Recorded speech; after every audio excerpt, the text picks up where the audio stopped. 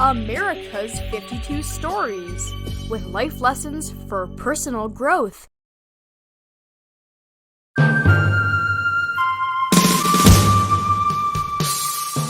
Carl Schurz was ambassador to Spain before returning to the United States to command volunteers from the German immigrant population.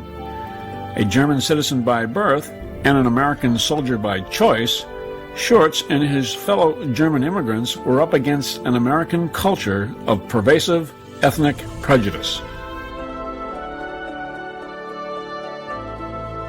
It wasn't so much about white versus black, but Irishmen against Germans, or Anglo-Saxons against Poles, French, or Hungarians. Germans under his command were referred to as Flying Dutchmen, a kind of racial slur that suggested they were simply cowards.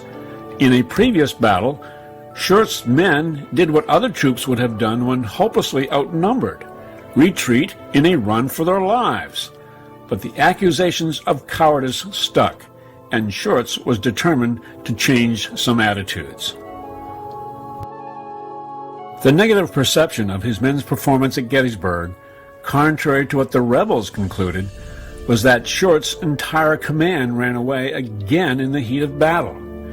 History seemed to be repeating itself, but at Gettysburg there was too little time to defend too much ground. Schurz was assigned temporarily by General Howard to lead a much larger body of troops for which he had no experience. He compounded his problem by failing to assume the responsibilities for a larger command and acted as if he were still commanding his former but smaller division. Schurz was dangerously acting out the Peter principle, which means that failure is guaranteed when you are promoted to a level of incompetence. Schurz and his men at Gettysburg, despite their impressive resistance to the rebels, were used as scapegoats for much of the Union Army's failure on the first day.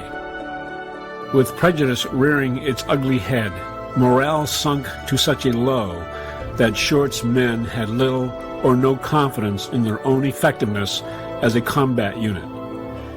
Finger-pointing was everywhere that day, with undeserved blame going to those so-called cowardly foreigners.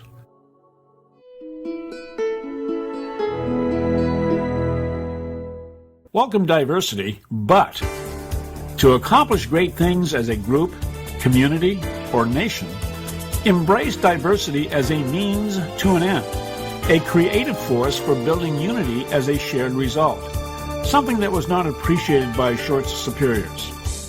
Diversity recognizes what each person contributes, and unity channels one's talents toward the good of all.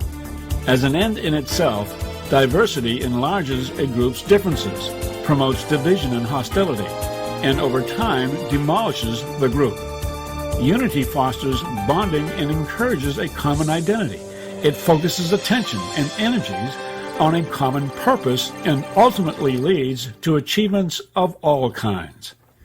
Diversity can be a competitive advantage for groups.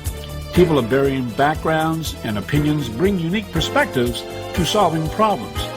Attracting a diversity of talent which is blind to race, gender, or beliefs makes a group stronger and its likelihood for success more probable. Welcome diversity, but only after recognizing that unity is the force that influences greater productivity and, above all, greater harmony among ourselves. Only then can we invigorate and sustain the meaning of united in America's official name.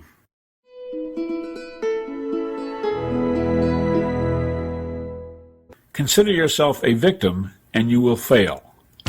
It is possible that a few of Schurz's foreigners had already stigmatized themselves as victims of prejudice and decided to exaggerate their nurtured resentment and alienation from the mainstream when everything was finally in their favor.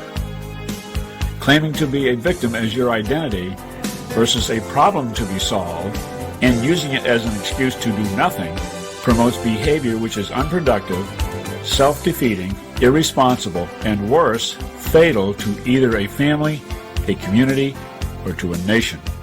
Take full advantage of any opportunity or risk failure of your own making.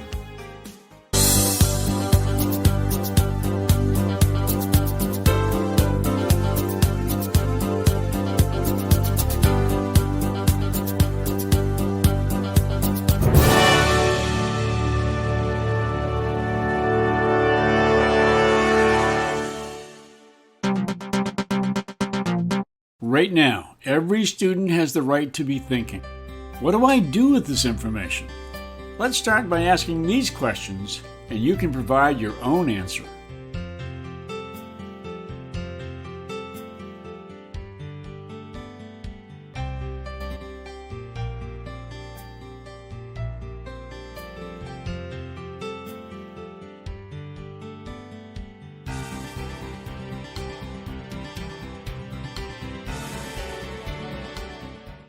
Thank you for watching this video.